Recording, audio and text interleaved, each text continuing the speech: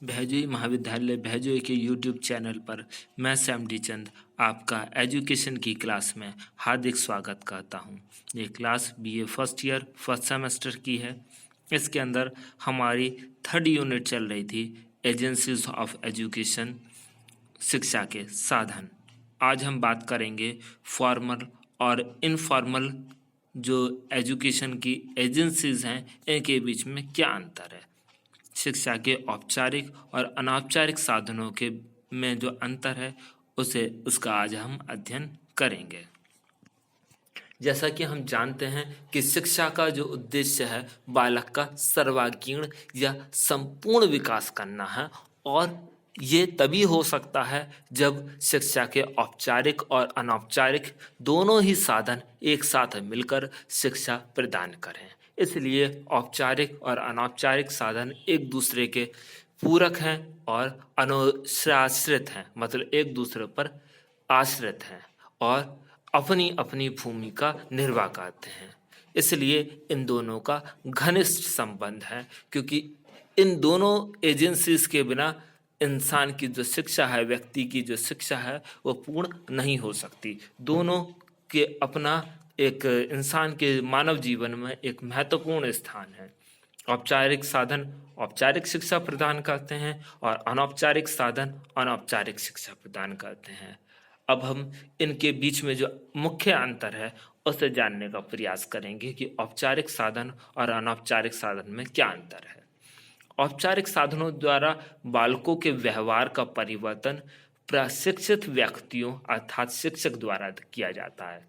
औपचारिक साधन, जैसा कि हम जानते हैं कि इसके अंदर विद्यालय आते हैं और या पुस्तकालय हैं या चर्च या मंदिर या मस्जिद, मतलब एक निश्चित स्थान होती है, और यहाँ पर जो शिक्षा प्रदान करते हैं वो व्यक्ति प्रशिक्षित होते हैं, ट्रेंड होते हैं। उन्हें पता होता है कि हमें शिक्षा किस तरीके से देनी है और बालकों का व्यवहार किस प्रकार परिवर्तित करना है। जबकि अनौपचारिक साधन में व्यक्तियों का द्वारा बालकों को व्यवहार में परिवर्तन किया जाता है, लेकिन उन्हें कोई प्रशिक्षण प्राप्त नहीं होता है।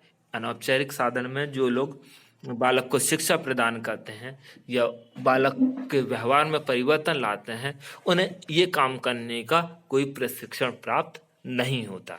इसके अलावा ये औपचारिक साधन बालक की स्वतंत्रता को नियंत्रित करने के लिए दंड, विधान एवं शक्ति का प्रयोग करते हैं। ये साधन अस्वाभाविक और अरोचक होते हैं। मतलब हम उदाहरण के तौर पर समझ सकते हैं, एक विद्यालय बच्चे को नियंत्रित करता है। उसके अंदर एक निश्चित समय होता है, निश्चित पोशाक होती है, निश्चित पाठ्य विधियां होती हैं, निश्चित पाठ्यचर्या होती है। बालक की जो स्वतंत्रता होती है उसे नियंत्रित किया जाता है, उसे आज़ाद नहीं छोड़ दिया जाता है कि जो जैसा चाहे वैसा करे, जिस समय जो सब्जेक्ट पढ़ना चाहे वो पढ़े। सब कुछ पहले से निश्चित होता है, किस समय कौन सी सब्जेक्ट की क्लास लगनी है, किस वेशभूषा में विद्यालय आना है, किन नियमों का पालन करना है, और अगर वो ऐसा नहीं करता है तो उसे दंड भी दिया जाता है। शक्ति का प्रयोग कर कर उसे नियंत्रित करा जाता है। इसलिए ये जो साधन होता है अस्वाभाविक होता है और अरोचक भी होता है। जबकि अनौपचारिक साधन जो होते हैं बालक की स्वतंत्रता पर नियंत्रण नहीं करते, और इन साधनों के द्वारा बच्चा स्वाभाविक और रोचक तरीके से चीजें सीखता जाता, अपने जीवन में परिवर्तन लाता चला जाता है। इसके अलावा औपचारिक साधन प्रत्यक्ष रूप से बालक के व्यवहार को रूपांतरित करते हैं। अतः ये प्रत्यक्ष साधन है, मतलब ये डायरेक्ट रूप से बच्चों को प्रभावित करते हैं। इनका जो उद्देश्य ही व्यवहार को रूपांतरित करना है, उसके अंदर परिवर्तन लाना सकारात्मक, और इसके लिए ये प्रत्यक्ष रूप से साधनों का प्रयोग करेंगे। जबकि अनौपचारिक साधनों के अंदर अप्रत्यक्ष साधनों का प्रयोग किया जाता है। यहाँ पर अप्रत्यक्ष रूप से बालक के व्यवहार को रूपांतरित किया जाता है, उसे परिवर्तित किया जाता है। इसके अलावा औपचारिक साधनों में विद्यालय, पुस्तकालय बालकों के व्यवहार आदि को परिवर्तित करने अर्थात उन्हें शिक्षित करने के लिए जानबूझकर व्यवस्थित किया जाता है और इन्हें व्यवस्थित साधनों की संज्ञा दी जाती है। औपचारिक साधनों में जो विद्यालय होते हैं या पुस्तकालय होते हैं, यहाँ पे बालकों के व्यवहार को परिवर्तित करने के लिए जानबूझकर कुछ व्यवस्थाएं की जाती हैं, कुछ सिस्टम तैयार किया जाता है, इसलिए ये व्यवस्थित साधन कहलाता है। जबकि अनौपचारिक साधन में ऐसी कोई अलग से व्यवस्था नहीं की जाती कि बच्चों को के व्यवहार को हम इस तरीके से बदलेंगे या इस तरीके से उन्हें कोई चीज़ सिखाएंगे। जैसे कि परिवार है, समाज है, इसके अंदर बालक जो है अप्रत्यक्ष रूप से स्वयं चीज़ों को सीखता चला जाता है, व्यवहार को वो प्रभावित करती चली जाती हैं और इससे आकस्मिक रूप से उनके व्यवहार में परिवर्तन आ जाता है। इसलिए ये जो साधन होते हैं अव्यवस्थित साधन कहलाते हैं।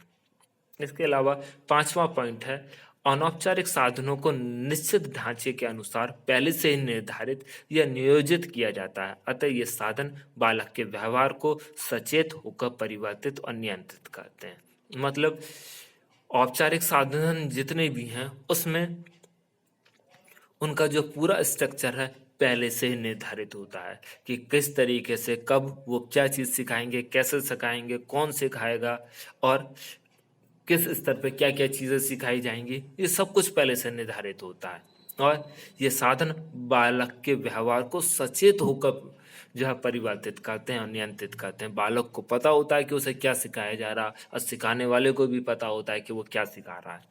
और अनौपचारिक साधन में ये ऐसा कोई पूर्व निर्धारित ढांचा नहीं होता, कोई पहले से योजना नहीं बनाई जाती और बालक के व्यवहार में जो परिवर्तन होता है उसे जानबूझ के नहीं किया जाता, वो स्वाभाविक रूप से स्वयं होता चला जाता है।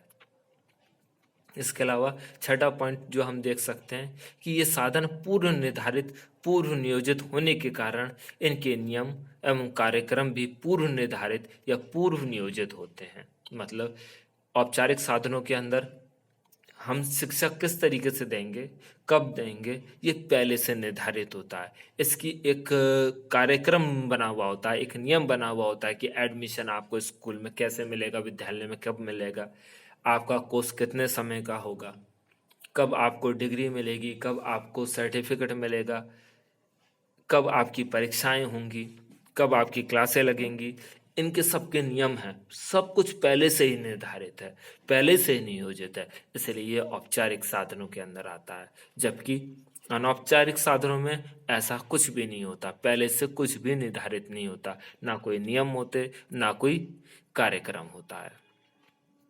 औपचारिक साधनों के द्वारा बालकों के व्यवहार को रूपांतरित करने के लिए उन्हें बाध्य किया जाता, उन्हें मजबूर किया जाता है कि आप ऐसे करें, आप ये करें, ये ना करें, इस तरीके का व्यवहार करें। उनके व्यवहार को रूपांतरित, परिवर्तित करने के लिए जो है उन्हें बाध्य किया जाता है। जबकि अनौपचारिक साधन में ऐसा कुछ नहीं किया जाता, किसी भी बालक को व्यवहार में परिवर्तन लाने के लिए बाध्य नहीं किया जाता। इस प्रकार हम जो है औपचारिक और अनौपचारिक साधनों के जो अंतर हैं उन्हें समझ गए होंगे और हमारा जो टॉपिक था ये इम्पोर्टेंट टॉपिक है। लघु क्वेश्चनों के रूप में ये क्वेश्चन देखने को मिल जाता है कि शिक्षा के औपचारिक और अनौपचारिक साधनों के बीच में अंतर स्पष्ट कीजिए। तो हमें इसी तरीके से सारणी बनाकर इनके पक्ष में जो है तथ्यों को स्पष्ट करना होगा। इस प्रकार हमारा ये जो टॉपिक है यह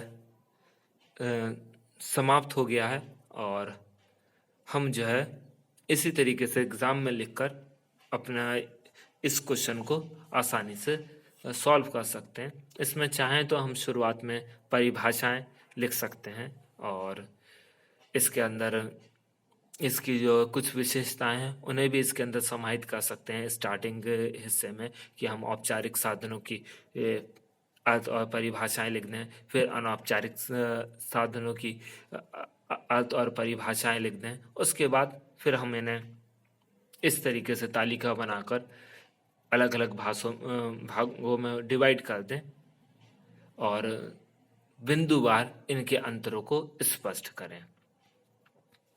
ये अपने आप में इम्पॉर्टेंट टॉपिक है और आज का जो हमारा लेक्चर है वो समाप्त होता है। धन्यवाद।